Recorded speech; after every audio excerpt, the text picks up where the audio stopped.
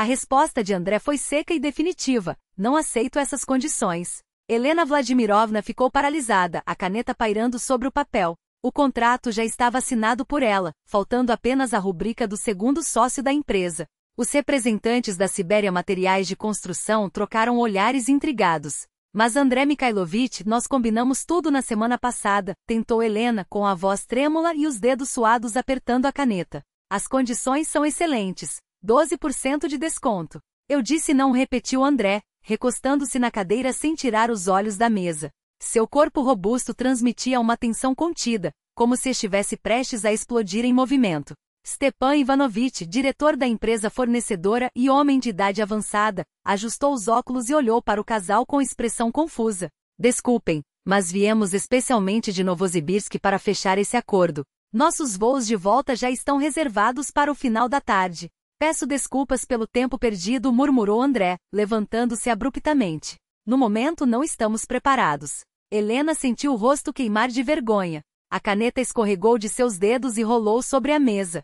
Ela esticou a mão automaticamente para pegá-la, evitando qualquer contato visual com os parceiros comerciais. Chega, Helena. O assunto está encerrado, cortou André. O mais jovem dos representantes, um homem de cerca de 30 anos, fechou a pasta de documentos com um gesto teatral. Sabem de uma coisa, disse, erguendo-se. Primeiro resolvam as coisas entre vocês. Depois nos chamem. Não temos tempo para discussões familiares. Absolutamente correto, endossou Stepan Ivanovich, juntando os papéis com calma. Helena Vladimirovna, quando decidirem de vez, nos ligue. Mas aviso, os preços sobem todo mês e não para melhor. A porta da sala de reuniões fechou-se com um baque surdo. Helena afundou na cadeira, incrédula. 6 meses de negociações, pesquisas de mercado, cálculos financeiros, tudo por água abaixo. Você perdeu a cabeça? Sussurrou, virando-se para o marido. Acabamos de perder o melhor contrato dos últimos anos. André permaneceu de costas, observando pela janela os representantes entrarem no carro no estacionamento. Há prioridades mais importantes, respondeu finalmente. Vamos para casa. Conversamos lá. O silêncio na sala de estar era pesado. Helena tirou os sapatos e dirigiu-se à cozinha, onde ligou a chaleira. As mãos tremiam de raiva, de medo do que viria, de uma intuição sombria. 15 anos de casamento a tinham ensinado a decifrar cada gesto do marido. Mas naquele dia, ele era um estranho. Lena, sente-se, chamou André da sala. Ela levou 2 copos de chá e os colocou sobre a mesinha. Ele estava no sofá, cotovelos apoiados nos joelhos, os olhos finalmente encontrando os dela. Tenho outra mulher, declarou como se falasse do clima. Há bastante tempo. Helena sentou-se lentamente na poltrona à frente. O mundo balançou, mas não desabou. No fundo, ela já pressentia aquilo. Os últimos meses estavam cheios de sinais. Chegadas tardias, ligações sussurradas na varanda, um perfume desconhecido. Quantos anos ela tem? Perguntou, a voz quase inaudível. 26. Um silêncio. Entendo. Pegou o copo, mas não bebeu. E agora? Divórcio? André levantou-se e caminhou até a janela. Preciso que você saia daqui. Meu filho nasceu nesta casa. Havia um tom de orgulho em sua voz. Um herdeiro. Preciso deste apartamento. As palavras doíram mais que a confissão da traição. 15 anos tentando engravidar, exames médicos, a dor de cada ciclo que não resultava em nada, e agora ele dizia aquilo. 15 anos e eu não signifiquei nada para você, sua voz falhou. Odeou-se por demonstrar fraqueza. André virou-se. Um lampejo de culpa passou por seu rosto, mas foi só isso. Você é uma boa pessoa, Lena, mas preciso de uma família de verdade. Com filhos. Entende, na sua idade não terá outra chance. Ela bateu o copo na mesa com tanta força que o chá derramou. Tenho 42 anos. Exatamente. E a Vika é jovem, bonita. E acima de tudo me deu um filho. O telefone tocou. André olhou para a tela e atendeu imediatamente sem pedir licença. Sim, meu amor, já estou indo. Sua voz era doce, carinhosa, como falava com ela no passado. Não acorde uma chinca.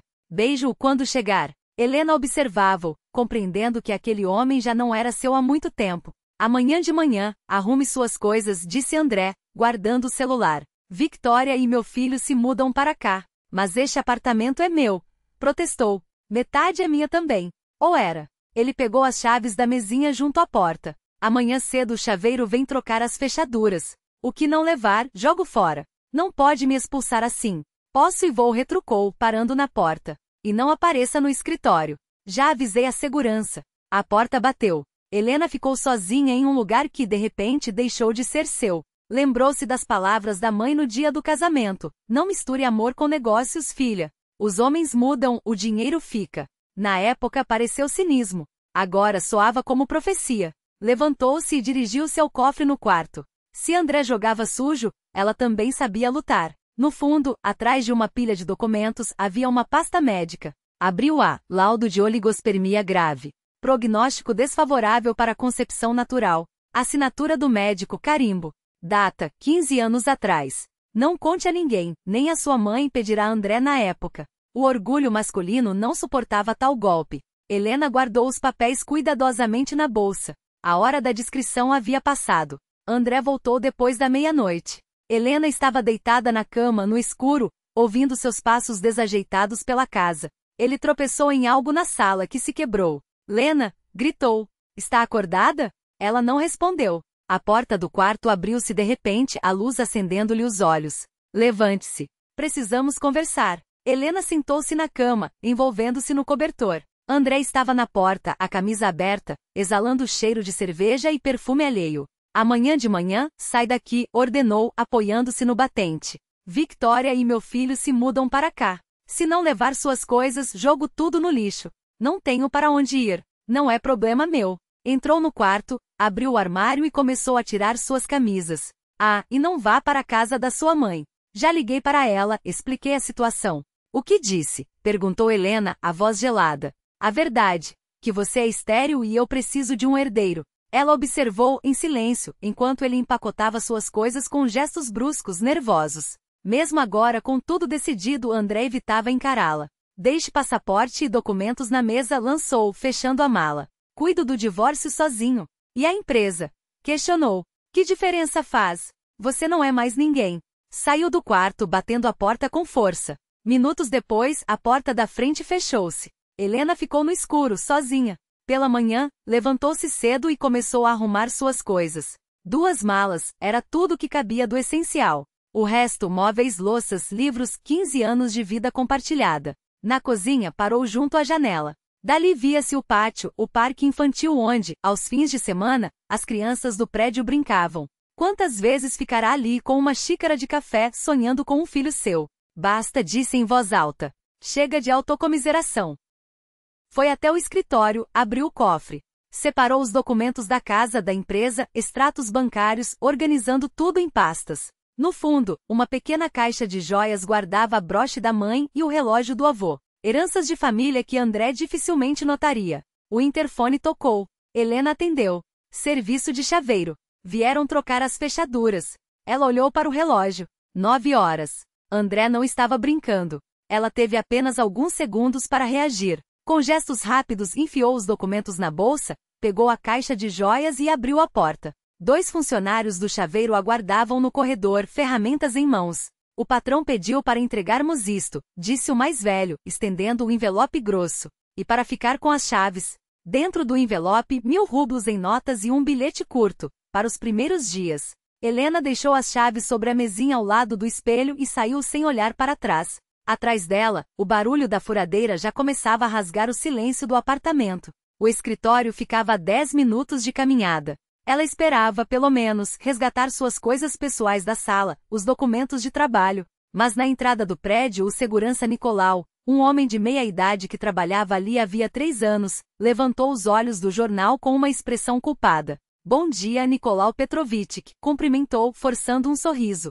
Desculpe, Helena Vladimirovna. Ele gaguejou, evitando seu olhar. O patrão ameaçou me demitir. Disse para não deixar a senhora entrar. Que patrão? Eu também sou sócia desta empresa. O Andrei Mikhailovich ligou ontem à noite. Falou claro, se deixar ela entrar, Nicolau, você fica na rua. Tenho família, preciso do trabalho. Ela entendeu. André não agira por impulso na noite anterior. Tudo fazia parte de um plano calculado, executado com antecedência. Até que enfim pensou, com um misto de amargura e admiração pela meticulosidade do ex-marido. Preparou o terreno direitinho. Não se preocupe, Nicolau Petrovitch, disse, já se virando. Não é culpa sua. O segurança tossiu, constrangido, e mergulhou de volta nas páginas do jornal. Helena seguiu pela calçada, as alças da bolsa cortando seus ombros. A raiva antes difusa, agora queimava clara, como álcool em uma ferida aberta. A poucos quarteirões dali no centro da cidade, ficava o escritório Pravovied, especializado em direito de família. Ela havia encontrado o endereço no celular enquanto ainda estava parada em frente ao prédio da empresa, as mãos trêmulas de frio ou fúria, não sabia bem. A recepcionista, uma jovem de uns 20 anos com um olhar treinado para avaliar clientes, ergueu os olhos quando ela entrou. Para quem deseja marcar? Para qualquer advogado disponível, respondeu, a voz mais firme do que se sentia. Preciso de ajuda com um divórcio. O Konstantin Alexeyevich Voronin pode atendê-la daqui a 1 hora. Helena assentiu e sentou-se em uma poltrona de couro na sala de espera. Nas paredes, diplomas emoldurados, fotos com autoridades locais, certificados de reconhecimento. Tudo transmitia solidez. Ela cruzou as pernas, tentando conter o tremor, enquanto a bolsa pesava como chumbo em seu colo. Exatamente 60 minutos depois, um homem de 40 anos, trajado em um terno que custava mais do que seu último salário, apareceu à porta. Konstantin Alexeyevich Voronin apresentou-se, os olhos cinzentos examinando-a com uma mistura de curiosidade profissional e algo mais, quase imperceptível. Por aqui, por favor. O gabinete era amplo, mobiliado com madeira escura e estantes repletas de livros jurídicos. Ele indicou uma cadeira de couro em frente à mesa maciça. Ouça a senhora. Helena começou a falar secamente, sem rodeios. Contou os fatos como se lesse um relatório. O casamento de 15 anos, a empresa construída juntos, a traição, a expulsão do apartamento, a proibição de entrar no escritório. Konstantin Alexeyevich anotava em um bloco, a caneta riscando o papel com precisão cirúrgica. Entendo, disse, finalmente juntando as mãos sobre a mesa. O caso não é simples, mas tem solução. A questão é, até onde seu marido está disposto a sujar as mãos? Bastante, pelo jeito. Então jogaremos pelo mesmo manual. Ele recostou-se na cadeira, estudando-a com um olhar que ia além do profissional. Onde a senhora está morando agora? Em lugar nenhum. Ou melhor, ainda não sei. Konstantin Alexeyevich franziu levemente as sobrancelhas. Tenho um apartamento pequeno que alugo. Está vago no momento. Pode ficá-lo pelas próximas semanas por um valor simbólico. Não posso aceitar esse tipo de ajuda de um estranho. Considere um investimento, ele sorriu pela primeira vez. Além disso, será mais prático. Teremos muito trabalho pela frente, e preciso de acesso rápido a cliente. Helena hesitou. Aceitar caridade doía, mas as opções eram escassas. Aceito, mas pagarei o aluguel integral. Como quiser. Ele retirou um molho de chaves da gaveta e anotou o endereço em um cartão. Mais uma coisa, acrescentou, enquanto ela guardava o papel na bolsa. Amanhã mesmo protocolamos o pedido de divórcio. É sempre melhor estar à frente do que correr atrás. Na rua, Helena parou, respirou fundo. Pela primeira vez em 24 horas, sentiu algo parecido com a esperança. Perderá a casa, o marido, o emprego. Mas não a si mesma. André errara ao achar que a havia quebrado. Só a tornará mais dura. O apartamento temporário era pequeno, um cômodo só, mas limpo com móveis simples porém bem cuidados. Uma mesa de madeira desgastada, cortinas claras, um sofá que rangia levemente ao sentar. Ela deixou as bolsas no chão e, pela primeira vez em 2 dias, permitiu-se relaxar os ombros. Sobre a mesa, um bilhete. Helena Vladimirovna. Há comida na geladeira e chá no armário. Se precisar de algo, é só ligar. K. A atenção daquele desconhecido a comoveu mais do que gostaria de admitir. Em 15 anos de casamento, André nunca lhe deixará uma nota assim. Na manhã seguinte, Konstantin Alexeyevich espalhou sobre a mesa uma pilha de documentos, a petição de divórcio, os pedidos de partilha de bens, cópias de extratos bancários. Do ponto de vista jurídico, seu caso é direto, explicou, apontando artigos no Código Civil. Mas seu marido não é tolo. Ele tem um plano.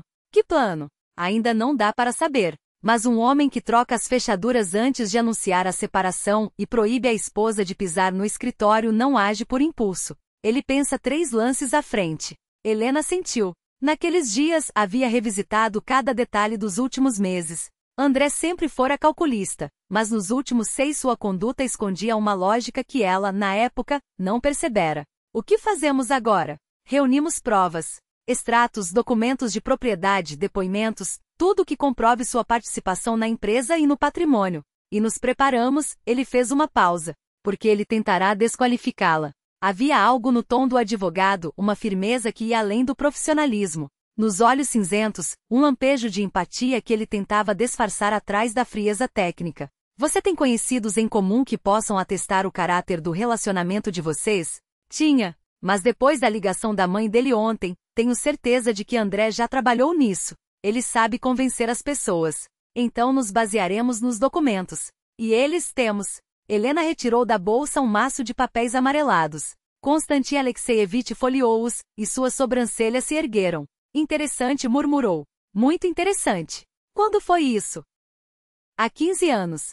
Na época não conseguíamos engravidar. Fizemos exames. O problema era dele, mas os médicos, a meu pedido, disseram que era comigo. Por quê? Ela demorou a responder, escolhendo as palavras. André levou muito mal o diagnóstico. Dizia que isso colocava em xeque sua virilidade. Eu achei que o amor valia mais que a verdade. Nobre e ingênuo. O advogado guardou as folhas com cuidado. Agora, essa informação pode ser decisiva. Mas ele tem um filho. Exatamente. Tem. E descobriremos, sem dúvida, de quem é essa criança de fato. Uma semana depois, Helena decidiu visitar o antigo apartamento. Oficialmente para buscar suas coisas restantes. Na verdade, por uma curiosidade humana quase mórbida. Quem respondia à porta era uma mulher jovem, de cabelos loiros naturais e traços suaves, nenhuma beleza artificial, apenas uma sensualidade tranquila, de quem não precisa provar nada. Vestia um roupão de seda que realçava a silhueta ainda marcada pela maternidade recente. Você é a Helena? Perguntou, examinando-a da cabeça aos pés com um misto de desafio e indiferença. Entre. Não fique aí parada. O apartamento estava irreconhecível. Quase nada restava dos móveis que ela escolhera. No lugar, peças modernas, cores vibrantes. Sobre a mesinha de centro, brinquedos de bebê, no canto, um carrinho. Um cheiro novo, de leite em pó e amaciante, impregnava o ar. Agora está em minha casa, disse Victoria, acomodando-se em uma poltrona com a perna cruzada sobre a outra. Andriusha deixou claro que você não leva nada. No máximo, algumas migalhas. A audácia tirou-lhe o fôlego. Helena percorreu a sala com passos lentos, reconhecendo apenas a lustre de cristal, presente de aniversário de casamento, e uma pintura na parede. Quantos meses tem seu filho? Perguntou, controlando a voz. 8. O Machinka é a cara do pai. Victoria sorriu, satisfeita. Quer ver? Antes que Helena respondesse, ela desapareceu no quarto e voltou com o bebê nos braços. O menino, de fato, tinha os mesmos olhos oblíquos de André, o nariz reto. Mas aos 8 meses a maioria das crianças se parece com o pai. Lindinho, comentou sincera. Parabéns. É claro que é. Victoria balançou o filho, o orgulho transbordando na voz. Por ele virei minha vida de cabeça para baixo. Dei um ultimato, ou casa ou não vê mais o menino. Homens são todos iguais, sabe?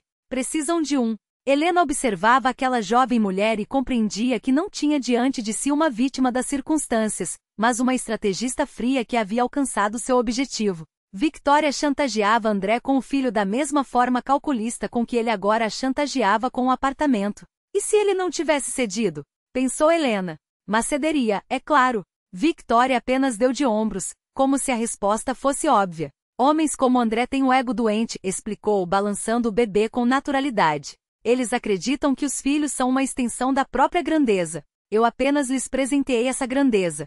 Falava com uma franqueza que beirava o cinismo. Estranhamente, Helena não sentiu raiva. Só uma ponta de pena. Victoria era jovem e bonita, mas via nos filhos moedas de troca em um jogo onde os homens eram os alvos. Você o ama? Perguntou Helena, surpreendendo a si mesma. Victoria soltou uma risada clara, quase infantil. Amor? Isso existe só em filmes. Mudou o filho de braço, ajustando o corpo pequeno contra o seu. Eu preciso de estabilidade, de uma vida decente, de um futuro para o meu filho. E André pode me dar isso. Não me julgue, acrescentou, como se lesse os pensamentos de Helena. Pelo menos eu sou honesta sobre minhas motivações. Você não. Você viveu 15 anos em ilusões.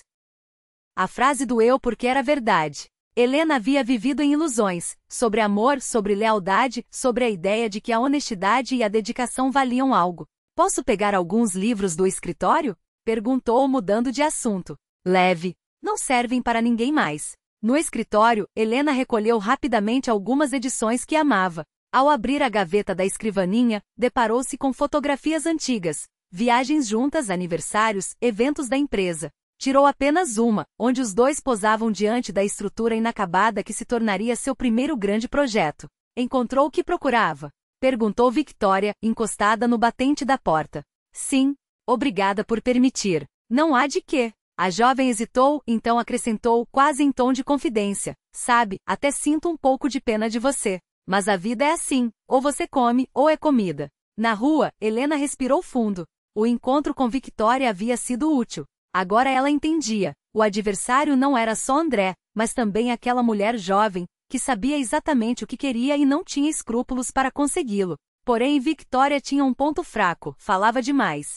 E algumas daquelas palavras poderiam ser usadas contra ela. O salão do fórum recebe Helena com o cheiro característico de linóleo envelhecido e a austeridade burocrática dos prédios públicos. Bancos de madeira gastos, a mesa do juiz riscada pelo tempo, o retrato presidencial na parede. Tudo ali lembrava que aquele não era um palco para dramas pessoais, mas uma engrenagem do Estado. Konstantin Alexievich organizou os documentos sobre a mesa, verificou as canetas com gestos precisos mecânicos. Para ele, aquilo era rotina. Para Helena, era a primeira, e esperava ela, última, vez que passaria por um divórcio. Onde está o réu? Perguntou a juíza Svetlana Petrovna, uma mulher de cerca de 50 anos, com olhos cansados demais para aquele tipo de processo. Não compareceu, respondeu Konstantin. Foi notificado e assinou o recebimento. Helena apertava a alça da bolsa até os nós dos dedos doerem. André não apenas a ignorava, desprezava até a instituição que poderia decidir seu futuro.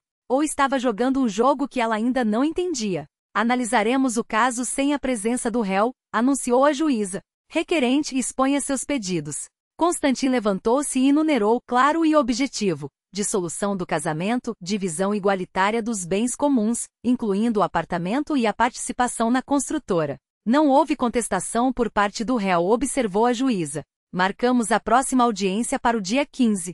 Se o réu não comparecer novamente, o caso será julgado em sua ausência. De mais simples. Helena pressentia uma armadilha, mas não conseguia identificá-la. A segunda audiência começou com uma surpresa. André entrou na sala acompanhado de um advogado jovem, vestido em terno caro que custava mais do que o salário de meio ano de Helena. Ele próprio estava impecável. Corte de cabelo fresco, gravata nova, postura ereta demais para ser natural. André Mikhailovich Volkov, apresentou-se à juíza. Meu representante, advogado Igor Vladimirovich Semionov.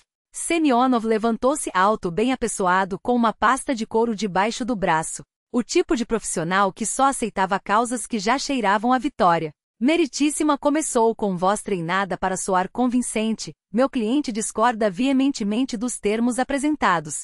Solicitamos que sejam consideradas nossas objeções. Tirou da pasta um maço grosso de papéis e o depositou sobre a mesa da juíza. Primeiro, a divisão igualitária do apartamento é injusta. Para que uma mulher sozinha precisa de 3/4? Meu cliente tem uma família, um filho pequeno, um herdeiro que merece condições dignas. André endireitou-se ao ouvir a palavra herdeiro, e um rubor doentio subiu por seu rosto. Helena percebeu. Para ele, aquilo não era apenas um argumento jurídico. Era orgulho, era propósito, era a justificativa de sua própria existência. Segundo, continuou Semionov, impassível, a participação da requerente na construtora não existe mais. Ela abriu mão de sua parte para um terceiro há 6 meses. Helena estremeceu. Do que você está falando? Aqui estão os documentos com sua assinatura. O advogado estendeu as folhas para a juíza. Contrato de transferência não onerosa da cota societária para Dmitry Anatolievich Sokolov. Assinatura autenticada em cartório. Helena agarrou o braço de Konstantin, os dedos gelados. Me mostre esses papéis, exigiu. A juíza passou os documentos. Helena percorreu o texto com os olhos e parou na assinatura. Era idêntica à sua. Que canalha você é, virou-se para André, a voz trêmula. Eu nunca assinei isso. Nunca. Calma, advertiu Konstantin baixinho. Meritíssima, solicitamos uma perícia grafotécnica dessa assinatura. A assinatura foi autenticada, objetou Semionov. A notária Lyudmila Viktorovna Zhukova pode confirmar. Ela faleceu há 3 meses de infarto, informou Konstantin sereno. Um murmúrio percorreu a sala. Semionov vacilou por um segundo, mas recuperou-se rápido. A morte da notária não invalida a autenticação. Designarei a perícia, cortou a juíza. Audiência suspensa até o recebimento do laudo. No corredor, André os alcançou. Lena chamou pela primeira vez sem hostilidade na voz. Ela virou-se. Era a primeira vez em todo aquele processo que ele não soava agressivo. Por que você me transforma num monstro? Perguntou, cansado. Eu só quero dar ao meu filho o que não tive. E eu sou inimiga do seu filho? Sou um obstáculo, André. Nada mais. Ele a olhou com algo que quase parecia piedade. Lamento que tenha chegado a este ponto, mas não posso permitir que você tire o futuro do Máximo. Eu não estou tirando nada. Estou reclamando que é meu. Seu. André riu, amargo. O vestígio de compaixão desapareceu de seu rosto. Você foi minha sombra por 15 anos. Fazia o que eu mandava, assinava o que eu colocava na sua frente, e agora acha que tem voz. Constantin segurou Helena pelo cotovelo. Não vale a pena continuar. Vale, sim, ela se soltou. Você esqueceu um detalhe, André. Eu me lembro de cada documento que assinei. E este não estava entre eles. Prove. Provarei. Fitaram-se como estranhos. 15 anos de casamento haviam se dissolvido no ar, deixando apenas uma hostilidade fria. Vamos, disse Constantin. Não há mais nada a fazer aqui. Do lado de fora, Helena parou diante da fachada cinzenta do fórum, olhando para as janelas opacas. Ele forjou minha assinatura. Parece que sim, mas a perícia confirmará. Constantin pousou a mão em seu ombro. Helena, você entende que se for comprovada a falsificação, isso se torna um caso criminal? Entendo. E após uma pausa. E você está disposta a chegar tão longe? Helena recordou Andrei no corredor do tribunal, exausto mas inflexível. Um homem disposto a falsificar e mentir por seus objetivos, que havia como um obstáculo em seu caminho para a felicidade. Ele mesmo escolheu as regras do jogo, disse ela com uma calma que a surpreendeu. Agora vai jogá-lo até o fim. Constantin assentiu. Por um instante, algo como respeito brilhou em seus olhos. Então se prepare. O mais difícil ainda está por vir. O café Cidade Velha estava quase vazio naquela tarde. Constantin escolheu uma mesa junto à janela, longe dos poucos clientes. Helena notou cuidado. O advogado estava acostumado a conversas confidenciais. Café? Perguntou ele folheando o cardápio. Chá. Ela tirou o casaco e acomodou-se na cadeira, observando-o enquanto aguardava. Constantin fechou o menu e a encarou diretamente. Não é sobre a perícia. Os resultados só saem daqui a uma semana. Sua voz baixou, quase conspiratória. É sobre o que está acontecendo na cidade. André está travando uma guerra de informação. Conta a quem quiser ouvir que você o traiu, escondeu a gravidez, fez um aborto sem seu consentimento. Helena sentiu o frio subir do estômago à garganta. Agora entendia por que a vizinha desviava o olhar ao cruzarem no corredor, porque ex-colegas ignoravam suas ligações. E não é só isso, continuou Constantin, ainda mais baixo. Ele afirma que você é instável, que já esteve em tratamento psiquiátrico, tomou antidepressivos. Meu Deus, ela sussurrou, as mãos apertando os braços da cadeira. Até onde um homem pode cair? A garçom trouxe as bebidas. Constantin esperou que ela se afastasse antes de inclinar-se sobre a mesa. Ontem sua amiga Svetlana ligou. A que trabalha no banco. Queria apoiá-la, mas tem medo. O marido proibiu qualquer contato. Disse que não precisam de escândalos. Helena mexeu o açúcar no chá com movimentos lentos, quase mecânicos. 15 anos de amizade apagados por uma ligação de Andrei. Quantas outras pessoas ele havia convencido? Quantas pontes queimara às suas costas? Entende o que está em jogo? Constantin tocou sua mão por cima da mesa breve e firme. Ele está moldando a opinião pública. Quando o caso chegar ao tribunal, metade da cidade já vai acreditar que você é a vilã. E a outra metade? A outra metade nem sabe quem você é. Ela tomou um gole de chá. O líquido queimou seus lábios, mas a dor física era insignificante diante do que sentia por dentro. O que eu faço? Perguntou mais para si mesma. Explicar para cada um? Não. Ela ergueu os olhos, e havia algo novo neles, uma frieza determinada. Jogar pelo seu próprio jogo. Constantin recostou-se na cadeira estudando-a com atenção. Você tem algo que pode destruí-lo. Os laudos médicos sobre sua infertilidade. Use-os. Como? Sugira às pessoas certas que a criança não era dele. Deixe que ele prove o contrário. Helena colocou a xícara no pires. Suas mãos não tremiam. Dentro dela, uma resolução gelada crescia, substituindo o medo. Ele foi meu único homem, disse pausada. Na vida toda. E agora me pinta como uma devassa. Ela sorriu sem alegria. Chegou a hora de mostrar as garras. Constantin a observou de um jeito diferente, como se a visse pela primeira vez. Havia algo em seu tom, uma firmeza de aço que não existia antes. Lembre-se, advertiu. Uma guerra de informação exige precisão. Um passo em falso, e você passa de vítima a agressora. Entendo. Ela levantou-se e vestiu o casaco. Preciso pensar em algumas coisas. Na calçada parou diante da vitrine do café, observando os transeuntes. Pessoas comuns, apressadas em suas rotinas. Algumas já haviam ouvido as mentiras de Andrei. Outras talvez sussurrassem seu nome pelas costas. Constantin saiu atrás dela, abotoando o casaco. Posso acompanhá-la até em casa. Prefiro ir a pé. Ela virou-se para ele, e no crepúsculo, seu rosto parecia mais jovem, o olhar mais quente que o habitual. Você é um homem bom. Decente. Nada como ele. Depois, baixinho. E quando tudo isso acabar, começaremos uma vida nova. A nossa. Constantin pescou, confuso. Helena, não entendo. Ela deu um passo à frente e segurou seu rosto entre as mãos. A pele estava fria, levemente áspera pela barba do fim do dia. Seus olhos estavam surpresos, mas não se afastaram. Você é o primeiro homem em 15 anos que me trata como uma pessoa, sussurrou. Não como uma sombra. Não como um empecilho. Como uma mulher. Mal nos conhecemos. Conheço o suficiente. Helena ergueu-se na ponta dos pés e beijou-o. Suave, mas sem hesitação. Constantin congelou então lentamente e envolveu sua cintura com os braços. Quando se separaram, olhava para ela com uma expressão entre espanto e fascínio. O que foi isso? Uma promessa, respondeu ela, e seus olhos brilhavam com uma determinação que não admitia dúvidas. Quando tudo terminar, serei livre. E você também. Helena, você está sob estresse. Pode não estar pensando claramente. Estou mais lúcida do que nunca. Ela recuou, mas não tirou as mãos de seu rosto. Pela primeira vez em anos, sei exatamente o que quero. Constantin cobriu suas mãos com as suas.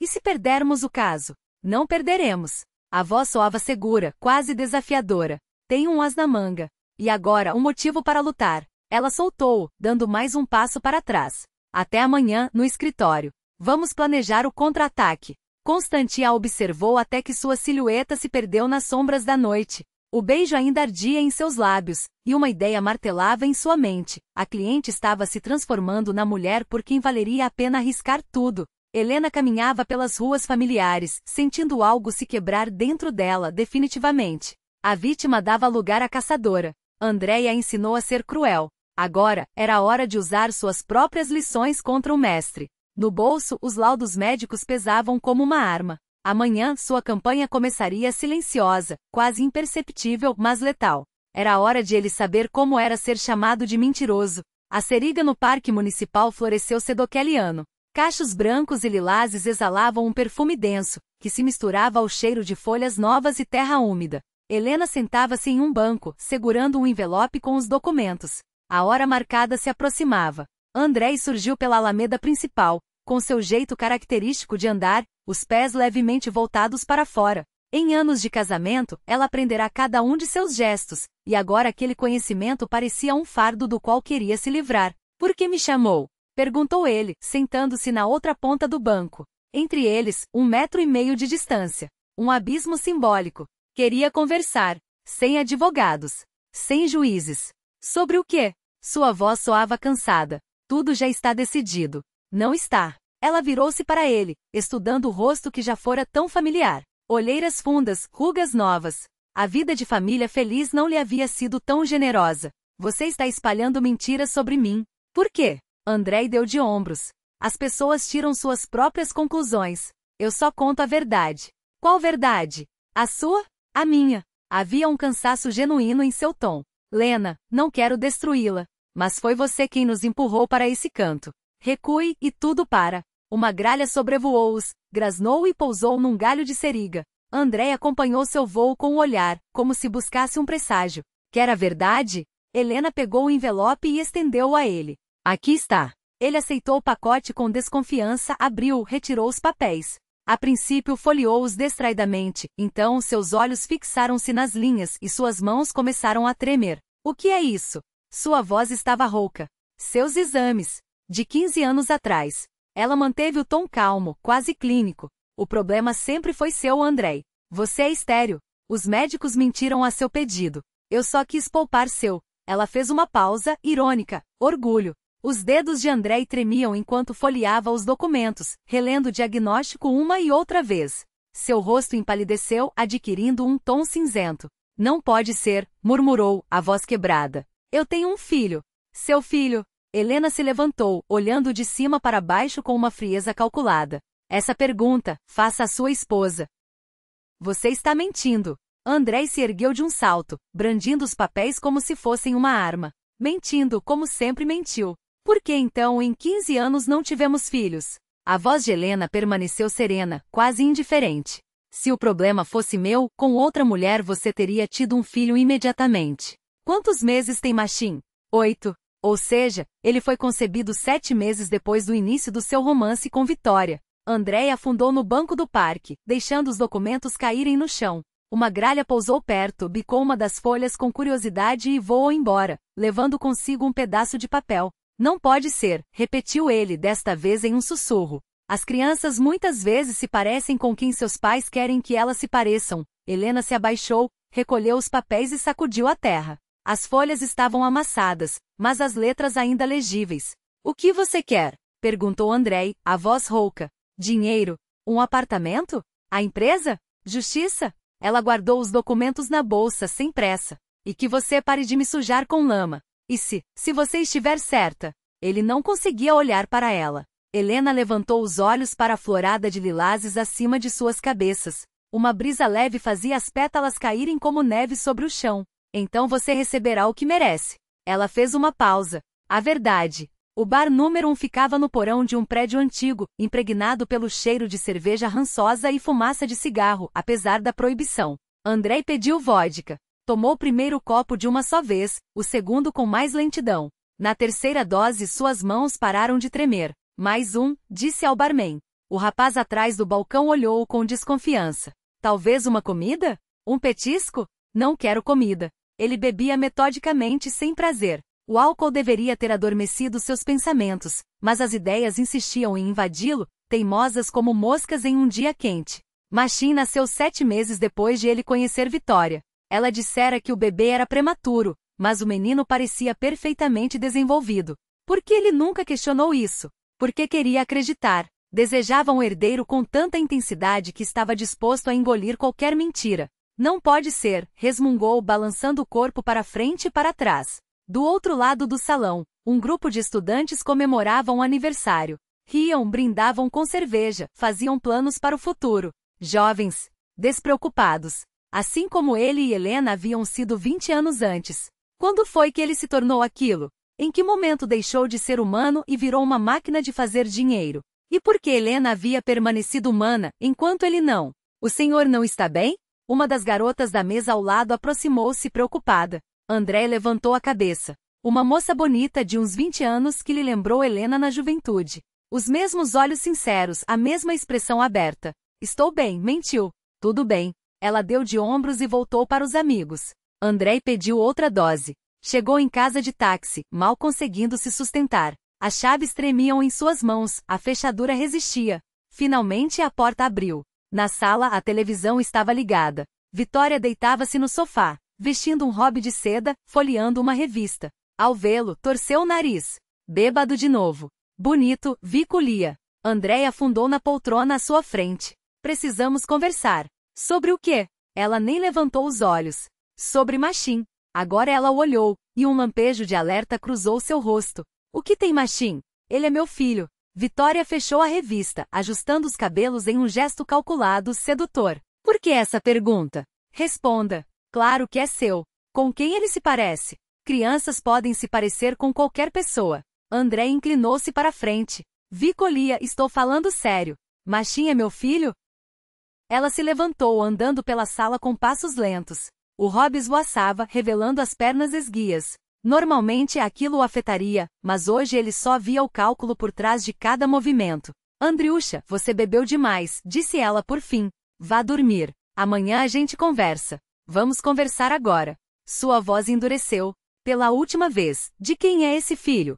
Vitória parou junto à janela, de costas para ele. E se não for seu? Perguntou baixinho. A pergunta soou como uma confissão. André sentiu algo desmoronar dentro de si. Não doía. Era um vazio, como o desabamento de uma mina abandonada. Então não é meu. Ela se virou. Não havia vergonha nem arrependimento em seu rosto. Machine não é seu filho. Eu não te amo. Satisfeito? Riu, um riso claro, quase infantil. Andriusha tão esforçado na cama, tentando tanto impressionar, e no fim das contas, nada funciona. Não é engraçado? André levantou-se devagar. A embriaguez evaporara. De quem é o filho? De Serguei. Lembra do meu ex? Vitória sentou-se no braço do sofá, balançando a perna. Quando soube que estava grávida, ele sumiu. Disse que não queria filhos de um caso passageiro. Mas eu era necessária. Você garantia o futuro. Ela deu de ombros. Eu precisava de estabilidade. Você de um herdeiro. Um acordo justo. André aproximou-se, e pela primeira vez Vitória recuou. Você me enganou por 1 ano e meio. E você não se enganava sozinho? Ela explodiu. Acha que eu não sabia da sua infertilidade? Que não via você engolindo aqueles comprimidos para a potência? Você queria acreditar numa fábula. Eu só te dei o que você pedia. Ele a encarou, vendo pela primeira vez a mulher que era, mãe de um filho alheio, que por 1 ano e meio ele havia tomado como sua salvação. Até amanhã, quero que você suma daqui, disse baixo. Leve suas coisas. Para onde quiser. E se eu contar a verdade sobre você? Sobre sua infertilidade, sobre como você é na cama? Conte. Andrei sorriu, amargo. Eu já contei. Para minha esposa. Para minha ex-esposa. Vitória piscou, confusa. Claramente não esperava por isso. Arrume suas coisas, repetiu ele. Até de manhã. Entrou no quarto e deitou-se na cama sem tirar a roupa. Do outro lado da parede, um choro de criança, o filho alheio que aprenderá a amar como próprio. Vitória tentava acalmá-lo, murmurando palavras que ele não conseguia ouvir. Amanhã começaria uma nova vida. Sem ilusões. Sem auto-engano. Talvez mais honesta do que tudo que viverá até então. De nada disso adiantou. 15 anos não se apagam com um decreto judicial. Não se apagam com um beijo novo, nem com a promessa de um recomeço. Eles ficam gravados na pele e nos gestos, na maneira como se olha para o mundo. E Lena sabia disso melhor do que ninguém. Constantin aproximou-se por trás, envolveu seus ombros com os braços. Um abraço firme não por força física, mas por uma honestidade que ela havia aprendido a reconhecer. 15 anos não foram perdidos, sussurrou ele, pressionando os lábios contra seu cabelo. Eles te fizeram quem você é, forte, justa, capaz de amar e de odiar quando necessário. E isso importa. Quem não sabe se defender não pode amar de verdade. Ela virou-se dentro daquele abraço, buscou seus olhos cinzentos. Havia neles a mesma cautela, a mesma esperança tímida que ela própria sentia, a de que a felicidade não era um destino, mas algo que se constrói, tijolo por tijolo, verdade por verdade. Está bem, disse ela por fim. Vamos ver no que dá. Ao meu lado, você estará bem, respondeu ele, e não era uma promessa vazia. Era a certeza de quem já havia medido o peso das próprias palavras.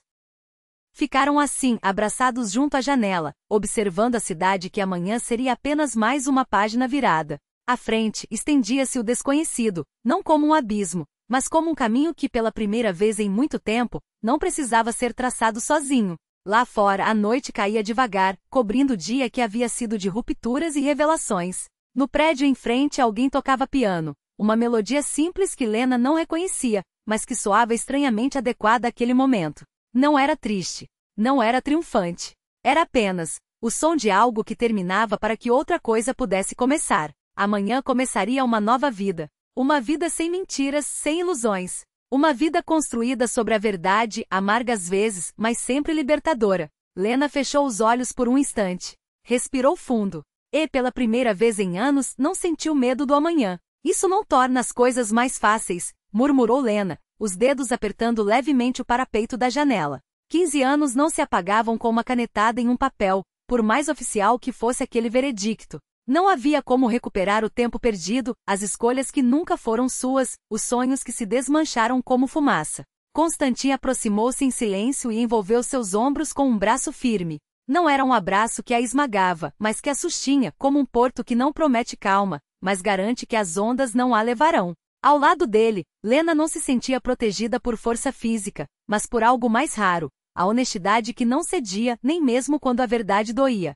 15 anos não foram em vão, disse ele, a voz baixa, como se as palavras fossem só para ela. Eles te fizeram quem você é, forte, justa, capaz de amar com a mesma intensidade com que sabe odiar. E isso importa. Fez uma pausa, os olhos cinzentos fixos no horizonte da cidade. Quem não sabe se defender, não pode amar de verdade. Lena virou-se dentro daquele abraço, buscando seu olhar. E lá estava, refletido em suas íris claras, o mesmo sentimento que pulsava nela. Uma esperança cautelosa, quase tímida, como um broto que rompe o asfalto depois do inverno. Não era a certeza de que tudo daria certo, mas a disposição de tentar. Está bem, concordou, a voz mais firme do que esperava. Vamos embora.